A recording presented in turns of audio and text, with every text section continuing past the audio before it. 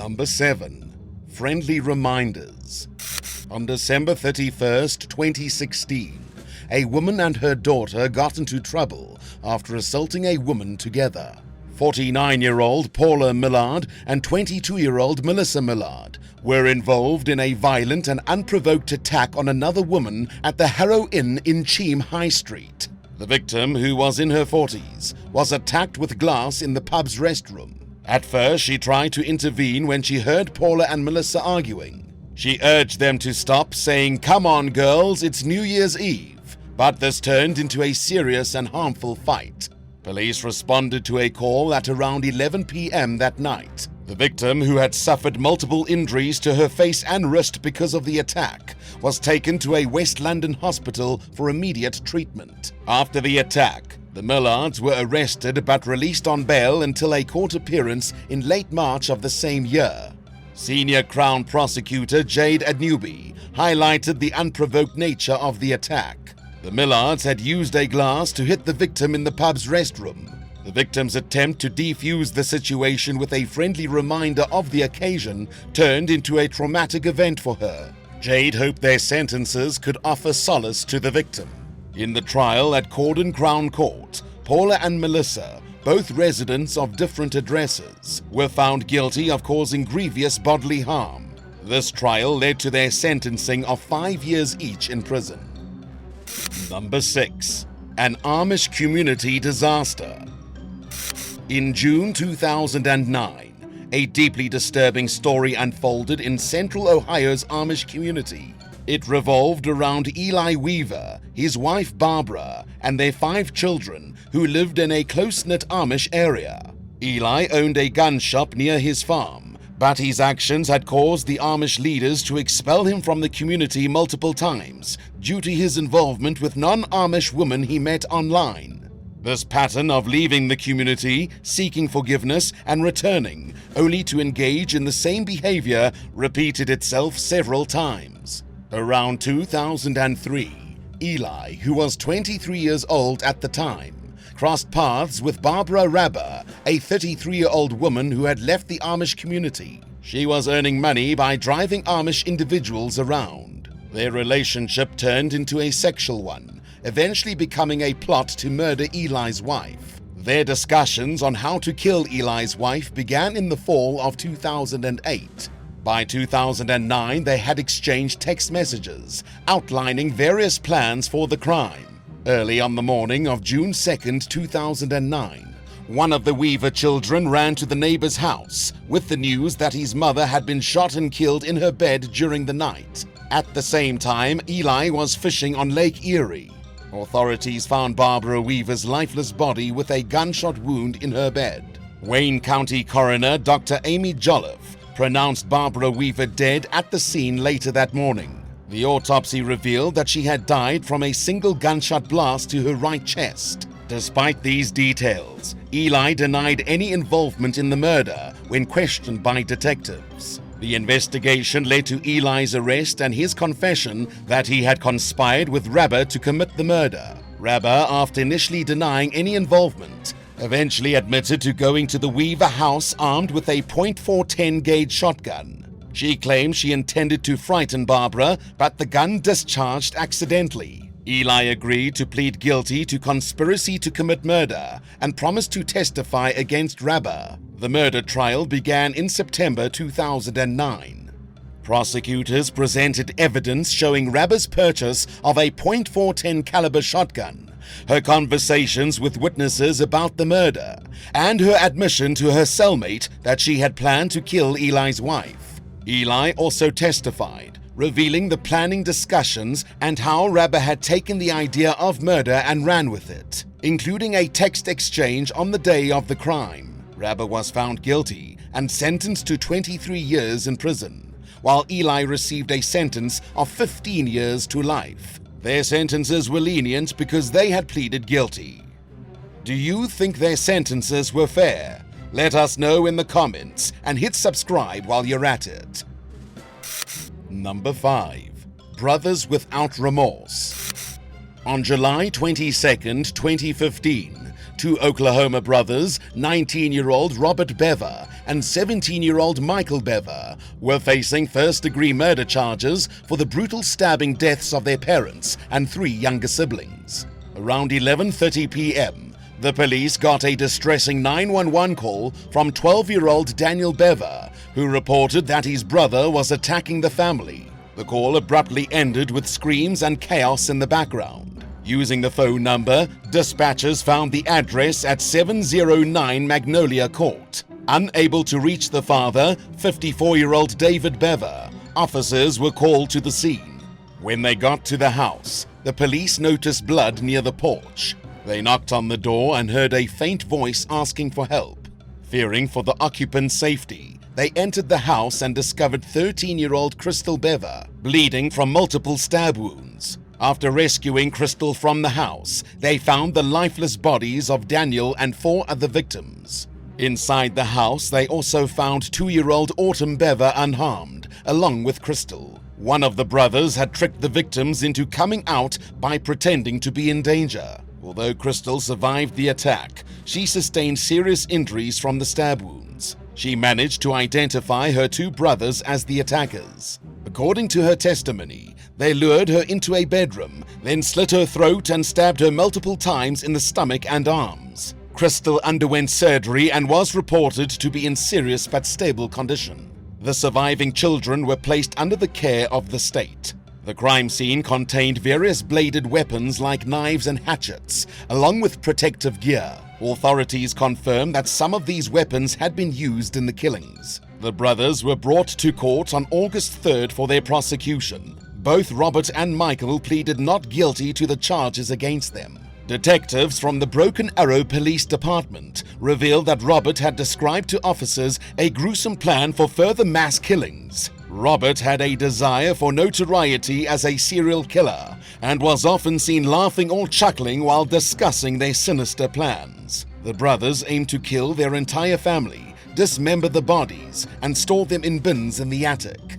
Their plot extended to taking the family vehicle, along with firearms and ammunition, to randomly attack different locations, aiming to kill at least 10 people at each site. The brothers aspired to be infamous, to have a Wikipedia page, and to receive media coverage for their actions. They expressed a desire to surpass the notoriety of well-known killers, mentioning the Columbine school shooting and the Aurora movie theater massacre in Colorado. The brothers' horrific plans were discovered after their arrest. The testimony also indicated that Robert expressed regret that the planning had not unfolded as intended, and he expressed a disturbing sense of accomplishment in the killings. The brothers were tracked by a police dog to a wooded area behind their house after the murders. Investigators found various items associated with their plans, including electronic devices, knives, swords, machetes, as well as cell phones, gloves, masks, and cameras.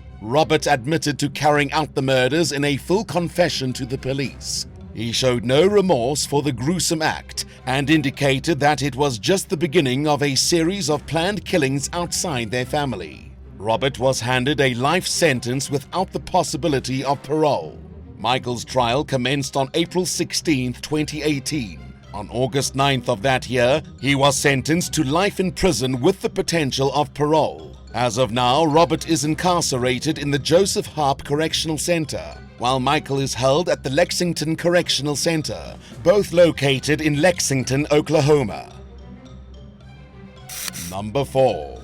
The Great Conspiracy. On January 18, 2021, a woman from Indiana killed her ex-boyfriend after meticulously planning it out with another guy. 41-year-old Heidi Marie Littlefield was accused of causing the death of 46-year-old Francis Kelly by putting fentanyl in his oatmeal and then strangling him with his own tie, a tie he was known to love. The authorities charged Littlefield with murder, along with 2 counts of conspiracy to commit murder. The victim, Kelly, was found dead in his Carmel home. The story took a complex turn as Kelly and Littlefield were entangled in a custody battle for their 2-year-old daughter at the time. Two more people were implicated in the case. Littlefield's 22-year-old daughter Logan Marie Runyon and her boyfriend Robert James Walker were also accused of Kelly's death. Runyon faced 1 count of murder and 1 count of conspiracy to commit murder, while Walker was facing 2 counts of conspiracy to commit murder. The situation came to light when Kelly's ex-girlfriend Courtney reported to the police on January 17th that Kelly had not picked up their 9-year-old daughter as scheduled. Worried about his whereabouts, she reached out to authorities. When police went to Kelly's home, nobody answered the door. Later that day, Courtney discovered Kelly's body on his couch. An autopsy performed on January 20th confirmed Kelly's death as a homicide due to asphyxia from manual strangulation. The autopsy also revealed that he had blunt force trauma to his head, hand, elbow, and knees. A toxicology report also revealed the presence of fentanyl in his system. In this case, a significant piece of evidence came from Kelly's text messages, where he accused Littlefield of tampering with his oatmeal, which he consumed on January 14th. Suspicious about the taste, he asked her whether she had done something to it. The investigation revealed that Kelly and Littlefield had a court hearing scheduled due to Kelly's concerns about Littlefield not following the parenting time order. He worried about her not allowing him to pick up their child during his parenting time. Littlefield's ex-husband added a crucial twist by revealing that Logan had informed him that Littlefield paid her boyfriend Walker $2,500 to find someone to kill Kelly. Another relative also reported that Littlefield had made disturbing statements about the murder, suggesting her involvement. After a 7-day trial in August 2022, Littlefield was found guilty of murder and 2 counts of conspiracy to commit murder. She was sentenced to 115 years in jail. Both Runyon and Walker signed a plea deal, after which Runyon was sentenced to 25 years, while Walker will be serving 10 years in prison. Number 3. A deadly affair. On March 31st, 2011, a 42-year-old man named Randy Stone was found shot dead in his insurance office, but the culprit behind the murder revealed a story way more complex than anyone had imagined. Teresa and Randy Stone, who both grew up in Kansas City, Missouri, had families deeply rooted in Christianity. After Randy completed high school, he joined the Marine Corps. He returned to Kansas City in 1990, rekindling a relationship with Teresa that had been building over the years. The couple's connection blossomed, and they got married on October 13, 1990. Both were devout members of the New Hope Baptist Church. In the following years, they settled into their married life and welcomed a son a year after marriage, followed by a daughter 2 years later. Randy owned a small insurance company where he worked diligently, while Teresa took care of their children at home. As Randy's insurance business flourished, he became a respected figure in their close-knit community. The Stones were deeply involved in their church, with Teresa contributing by singing in the choir and volunteering, while Randy took on financial responsibilities, overseeing the church's funds and transactions. In 2004, they got the news that Teresa was pregnant, a surprise given Randy's prior vasectomy. But Teresa suffered a miscarriage, which had a huge emotional impact on her. Pastor David Love entered the scene when he became the new pastor of the New Hope Church. Love, who was 38 at the time, brought fresh ideas and open counseling to the congregation. Teresa began seeking counseling from Love, attending sessions multiple times a week. Over time, their relationship seemed to evolve beyond pastoral guidance. Randy was still very much in love with Teresa, though he did notice that she was distancing herself from him.